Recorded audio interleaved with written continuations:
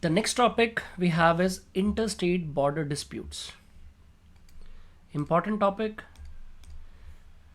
This topic relevance is not that much for prelims, but for your mains examination,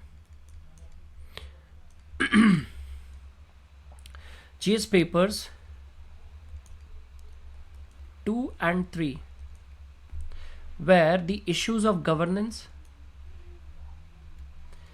internal security, and interstate dispute is clearly mentioned.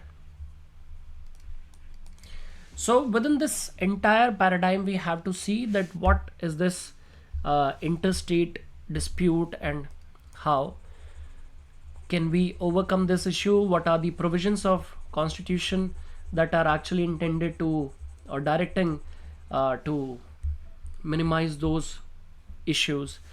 Now when we have this interstate border disputes, so what are disputes we have? Other than border, we have water disputes,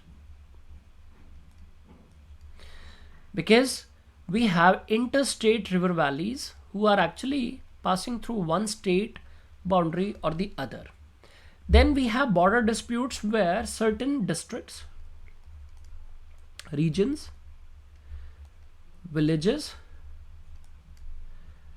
talukas, zones, forest, etc., they have been lying in the interstate border areas, and they claim on different lines like history, language,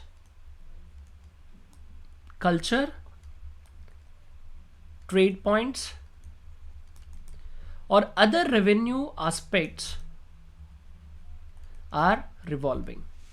So these are the broader paradigm where we have to look this topic in the context, that why interstate disputes are there and how the things are going and in which areas we can actually divide these disputes in. Now why this topic has come in news? Because Union Home Minister is expected to seal the final agreement to end the dispute in 6 areas of Assam Meghalaya boundary ahead of Meghalaya's 50th State Day celebration on January 21. Because Meghalaya actually separated from Assam in 1971. Before that it was basically making a part of Assam, and then it got the statehood in 1971, and it actually this dispute within the boundary has been rising in the 6 areas of Assam Meghalaya boundary. So we have to look here. So this context actually came in. So within this context, we have to see that how many states in India are having what sort of disputes among one or the other. Now, if you see that we will be discussing here, but I just want to show you the map, that how the disputes are going on and what are the actually issues in which area. So if you just look at the map, this is India's map. Just see the red boundary lines in the state areas, then you will understand that what are the issues going on. If you see that Himachal Pradesh, Uttarakhand is having a dispute, Bihar and UP is having a dispute, Arunachal, Assam is having a dispute, Assam, Nagaland, Odisha, West Bengal, Odisha, Jharkhand, Odisha, Chhattisgarh, and Odisha, Andhra Pradesh. So within this context, we can see that Odisha is the state which is having voluminous disputes with almost 1, 2, 3, 4 different states, because Odisha is sharing boundary with West Bengal, sharing boundary with Jharkhand, Chhattisgarh, and here this coastal Andhra region is also sharing boundary with this part of Odisha. Now coming towards the southwestern coast, Karnataka and Kerala over one district, then Karnataka and Maharashtra over one district and certain villages, Gujarat and Rajasthan over some areas, and also Haryana and Uttar Pradesh is also having some sort of disputes. Now, let's see in detail that what these disputes are. Karnataka, Kerala and Maharashtra borders were specified in the State Reorganization Act of 1956. Important. The State Reorganization Act of 1956 is actually related to Karnataka, Kerala and Maharashtra. But Karnataka and Maharashtra disagree with the latter. Latter means the Maharashtra wanting Marathi speaking border areas which are now in the region of Karnataka. See, this is your tiny Goa, the dream destination, holiday destination for many of you. This is Karnataka and this is Maharashtra. When you are traveling by road, then you enter Goa from different ghat sections, because Goa is actually surrounded by the mid-range higher ghats area. So it has 2-3 different areas like Amboli Ghats or Chorla Ghats. So when you are going through the Chorla Ghats, so here you have to cross the Belgaum, this Belgavi. This Belgavi is basically the entry district of Karnataka from the Maharashtrian side. And this area is actually adjoining with the Kolhapur district. Kolhapur district.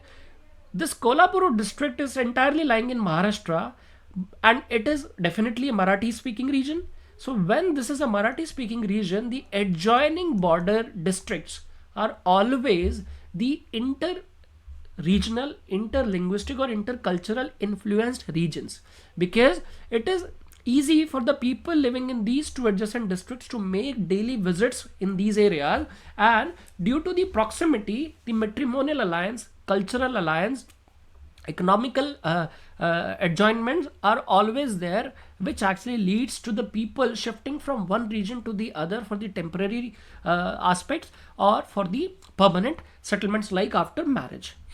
Now, this Belgavi is majorly a Marathi speaking region. Also, Kannada is also spoken there in the region. Since 1956, since the Reorganization Act, it is becoming a dispute district between Karnataka and Maharashtra. What Maharashtra is saying, Maharashtra says that we need Belgavi because here majority of the people are Marathi speaking. But Karnataka says that as per the reorganization rules, actually it came in the state control of Karnataka, hence it has the sovereign authority over the Belgaum within its territorial jurisdictions or ranges. So this is basically the dispute. Now, Karnataka and Kerala have a dispute over Kasaragod district, which is we will be seeing. Now let's take a look on the Belgavi or Belgaum, as we say. Belgaum is a district in Karnataka which borders Maharashtra's Kolhapur district, and the people living in Belgavi, also known as Belgaum, that is Belgavi, comprises both Kannada and Marathi speaking pool, and Marathi is basically the language of over 50% of the people. After India became independent of the British rule, these areas around Belgavi became a part of Karnataka when the state was formed in 1956. The area has been, because those states were earlier at the time of independence were making major part of state of Bombay, where Gujarat was also part of Maharashtra, and the state of Mysore. So after this reorganization, these states were carved out. The area has been under dispute since 1956. The state of Maharashtra then petitioned the center, which in 1966, and here the PM was Mrs. Indira Gandhi.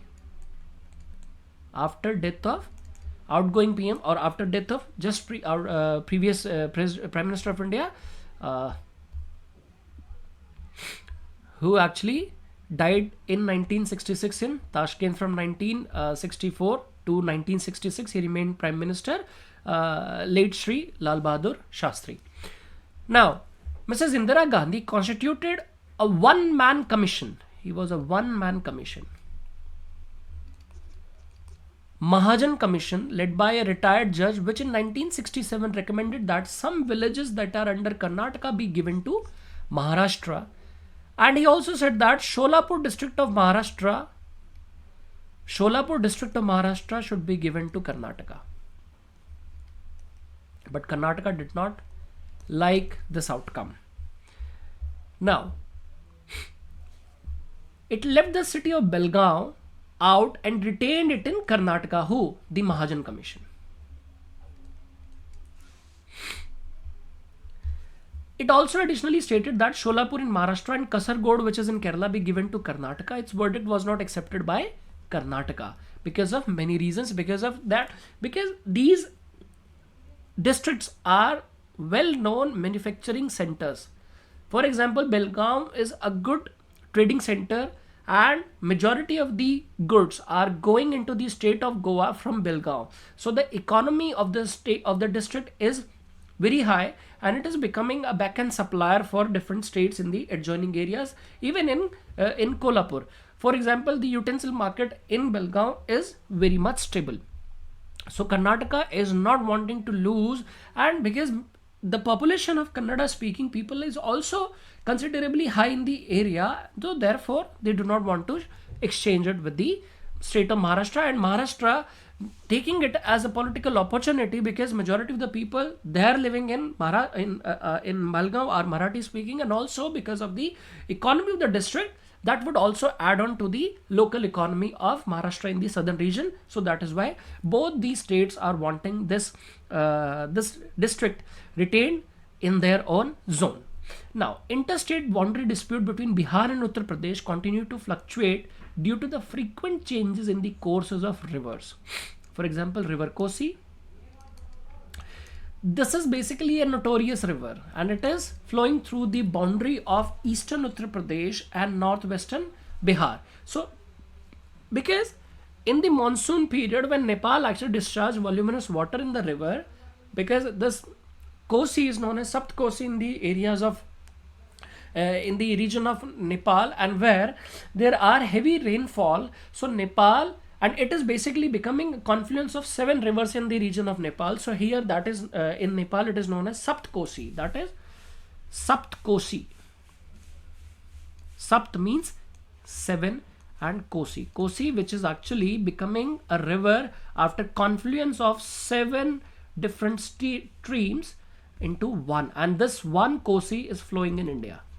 And here this becomes very notorious, and in the as per the volume of water it is carrying, it changes the course sometimes, which gives a confusion between the revenue authorities of two states, that which is the actual boundary of the state, because sometimes the revenue part of villages should keep on shifting due to the flood regions of the flood nature of this river. So this is basically a part of dispute between the state of the Bihar and Uttar Pradesh. Frequent change in the course of river is the problem in the field of revenue and administration and law and order as derived by and it is becoming a problem for the officials concerned. Now, Haryana, Uttar Pradesh, fluctuating boundary was sought to be solved in 1970s, but some private parties have been approaching the courts over cases pertaining to tenancy disputes and land settlement issues. Because here in the eastern part of Haryana, and near in the district of Saharanpur, the river Yamuna is dividing these two states. Here it is UP, here it is Haryana.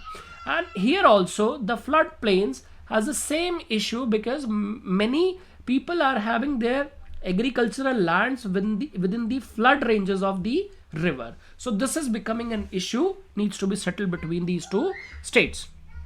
Now, between Odisha and Andhra Pradesh, the boundary disputes relates to 63 villages falling presently in Odisha, but neither government has asked for central intervention. This is a good thing. Odisha and Jharkhand have a boundary dispute relating to 7 villages of Mayurbhanj district and Keonjhar districts. Odisha has claimed territories in the former princely states of Seraikela and Kharsaon, now in Jharkhand. Odisha is locked with Chhattisgarh over 3 villages of Noapada district. Odisha and West Bengal are stalemated over 5 villages of Balasore district and Mayurbhanj districts of Odisha. In the northwest Punjab and just one more.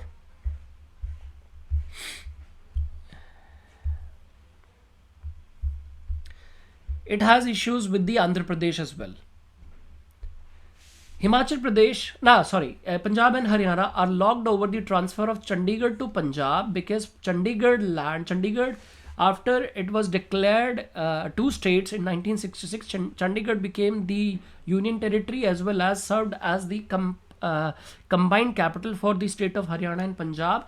But the land over which Chandigarh is located, it belonged to Punjab, and it is a point of dispute between these two states that it should be transferred to Haryana or divided it into two equal halves and shared between the two states for the revenue authority purposes. Now, and part of Fazilka sub-district of Punjab to Haryana. Fazilka, here the Tapi gas pipeline project is ending. This is we have discussed in the Tapi project video. Himachal Pradesh is contesting Uttarakhand over 6 places of Dehradun district adjoining its Shimla district because Dehradun is sharing, Dehradun is adjoining in the state boundary with the Paonta Sahib, falling in the state boundary of Himachal Pradesh, and here 6 places of Dehradun districts are becoming a point of discussion between Himachal Pradesh and Uttarakhand. Arunachal Pradesh claims territory in Assam on the basis of history. In September 2006, the Supreme Court appointed a local commission headed by retired Judge S.N.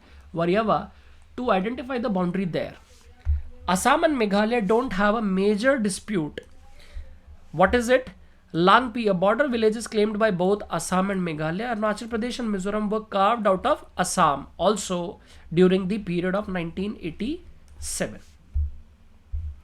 Now, Nagaland claims 5,000 square miles of territory in Assam on historical grounds because also Assam was the major state.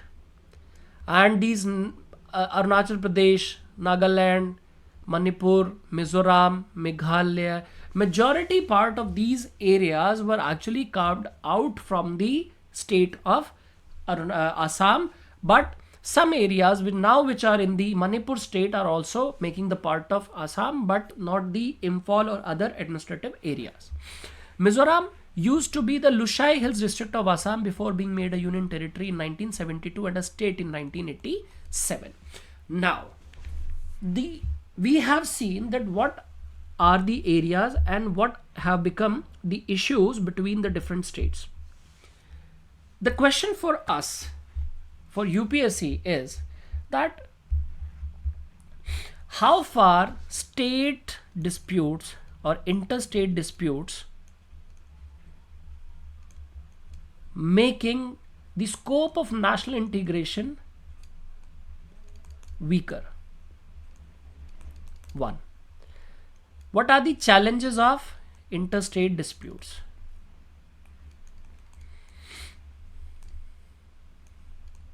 Here in the challenges, we have to see that what are the flaws it has created and how the government of India and how the internal security, how the economical aspects, how the citizens of the country, how the state people have been affected through this. So these are the challenges we are talking about. Now, what are the provisions given in Constitution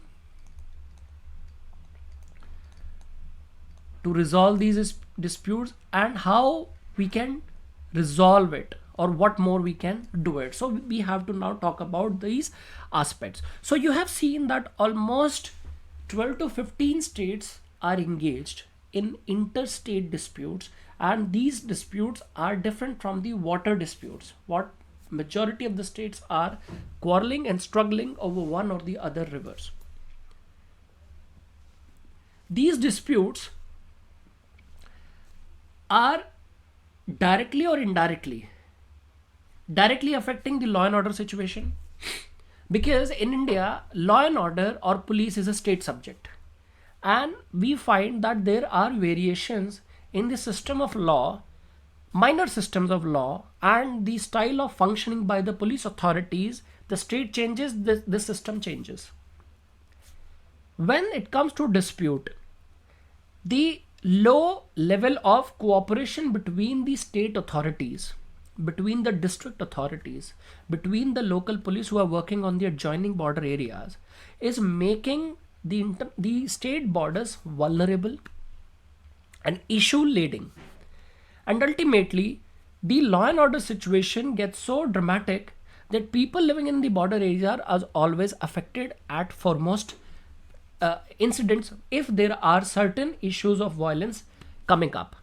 We have seen that Tripura, Assam, Mizoram and Assam have been undergone into immense rate of violence.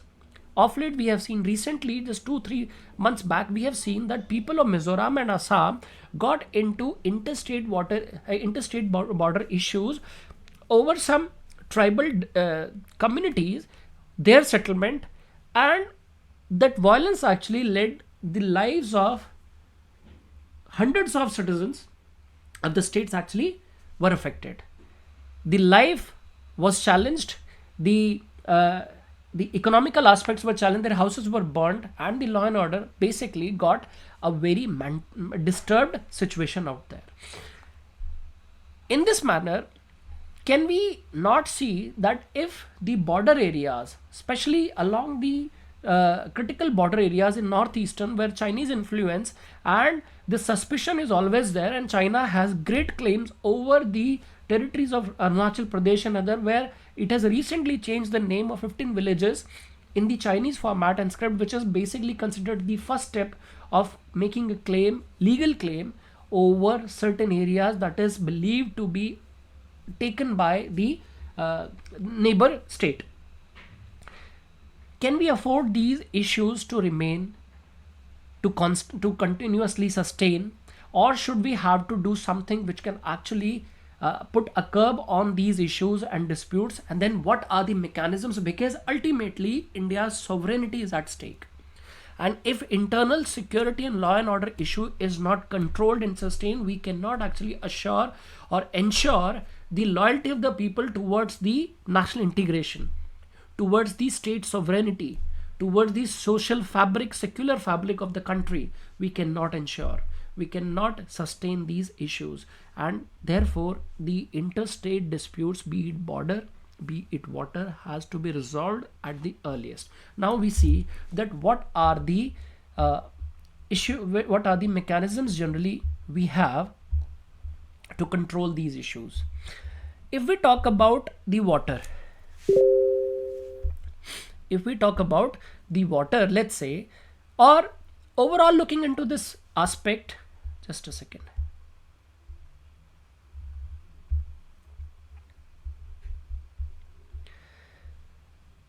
We see that when it comes to disputes, be it water or be it border, we have this mechanism of extrajudicial settlement of disputes between the states and or also center and states. Since the states in every federation normally acts as independent units in the exercise of their internal sovereignty, conflicts of interest between the units are sure to arise, because we have different sets of laws, rules for all the states, and those states can also come into clashes with each other. So it is an obvious thing that the interstate disputes are natural to arise. In this manner, to maintain the strength of the union, it is essential that there should be adequate provision for judicial determination of disputes between the units and for settlements of disputes by extrajudicial bodies, as well as their prevention by consultation and joint action. That means we need extrajudicial provisions. Extrajudicial provisions. Their discussions, communication, and amicably finding solutions prospects are always ensured. Because if we are bringing judiciary in the game, then definitely it will be a zero-sum game where one will lose, one will win. And the one who will win it will not accept their defeat, and in the one form or the other, those defeats would make the pave the new opportunities for coming into the disputes with the same party. So that is why extrajudicial discussion, debates, arenas we need to have in the working for the settlement of the disputes. For example, the parliament may by law provide for the adjudication of any dispute or complaint with respect to the use, distribution or control of waters or in any interstate river or river valley, and also provide for the exclusion of the jurisdiction of all courts, including the Supreme Court, to entertain such disputes. So in this aspect, we have Interstate Water Disputes Act that was made in 1956, where Supreme Court does not hold any jurisdiction, exclusive jurisdiction over it, though through some other means or mechanisms Supreme Court can also interfere in it, but majorly it is directing towards the tribunal, where interstate water tribunals are generally educated or like made. Here, in exercise of this power, Parliament has enacted the Interstate Water Disputes Act 1956 under Article 262, providing for the constitution of an ad hoc tribunal for the adjudication of any disputes arising between two or more states with regard to the waters of any interstate river valley. The President can establish an interstate council, important. President can establish interstate council under Article 263 for the settlements of disputes, and for inquiring into and advising upon the interstate disputes if at any time it appears to him that the public interest would be served by the establishment of such council. Because we cannot let the dispute remain for a very long period if it is taking the form of violence. If the misunderstanding is going up to the extent that people of the state living in the border area, generally who are not economically prosper, are suffering, we cannot let the law and order situation be demeaned in the state, demeaned in the border areas, or be it in the border areas of the states. So therefore, President generally constitute an interstate council where states can come and discuss their issues in presence of central authorities. Here, the power of the President to set up interstate council may be exercised not only for advising upon disputes, but also for the purpose of investigating and discussing subjects in which some or all of the states or the union and one or more of the states have a common interest, so that the situation is not deteriorated further, rather the curbs can be put there and then. In the exercise of this power, the President has already constituted the Central Council of Health, the Central Council of Local Self-Government, the Central Council of Indian Medicine, Central Council of Homeopathy. Now, within this aspect, we also have zonal councils, which are established by the State Reorganizations Act 1956. This is also important. So within this effect, let us just make some space here to write further, because it's like a dal khichdi being made here.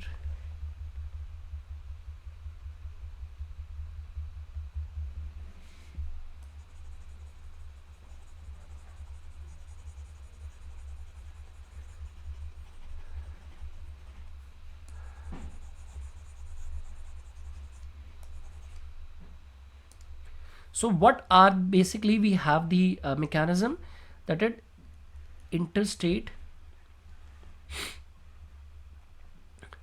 council 263, then zonal councils whose existence are coming from State Reorganizations Act 1956 itself. Always remember that these are headed by PM, interstate councils, and these are headed by Home Minister. This is important fact here. Also we have Interstate Water Disputes Act, Interstate Water Disputes Act, that is authorized the central government to make tribunals, which is also an extrajudicial body, and it is keeping Supreme Court or other courts direct interference at bay. Direct interference at bay. So that we find quick solutions rather the complication of judicial proceedings. So zonal councils have been established by the State Reorganization Act of 1956 here to advise on matters of common interest to each of the 5 zones into which the territory of India has been divided, and the areas are northern, southern, eastern, western and central. So how many zonal councils we have? We have 5 zonal councils for the northern states, eastern, western, southern and central, and these are generally headed by the Home Minister. All right. Zonal councils do not owe their origin to the Constitution of India. Zonal councils are not constitutional bodies, rather these are derived by an act of parliament having been introduced by the State Reorganization Act as a part of the scheme of reorganization of the states with a view to securing cooperation and coordination as between the states, the union territories and the union, particularly in respect of economic and social development.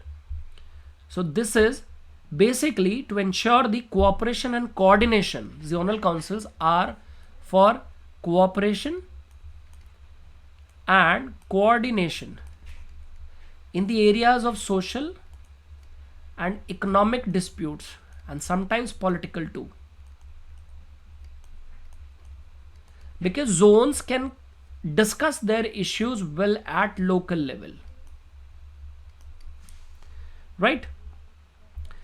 Within this respect, the creation of zonal councils was a logical outcome of the reorganization of the states on a linguistic basis, and if the culture and economic affinity of linguistic states with their contiguous states was to be maintained and their common interests were to be served by cooperative action, a common meeting ground of some sort was indispensable.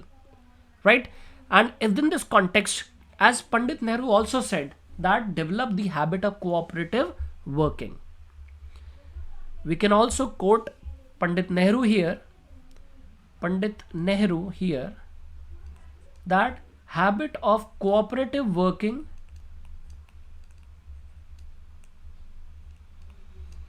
is important and mandatory, is important, needed for development of India. And when we say India, India also includes the northeastern part, because that area is generally remained neglected either or avoided or divided from the prosperity policies, and this area remained largely under the influence of internal security issues because of the extremist activities within these regions. And also the influence of AFSPA we have already discussed within the area is adding more to the issues, already going issues of interstate disputes, because sometimes interstate disputes are of civilian nature, but the deployment of army generally is not ideal or required, because the army works under the different domain of AFSPA, where their major duty is to ensure the national sovereignty and integration, but the understanding of disputes over the local level, over local issues within the local arena is not generally understood by the army personnel who are coming largely from other states, and therefore these issues remain disturbed and also complex in nature, and therefore it remains unsettled. And these are the things actually taking these issues over the period of years, as we have seen in this video. So this was about the interstate disputes and how or what are the mechanisms we can generally take these issues in control.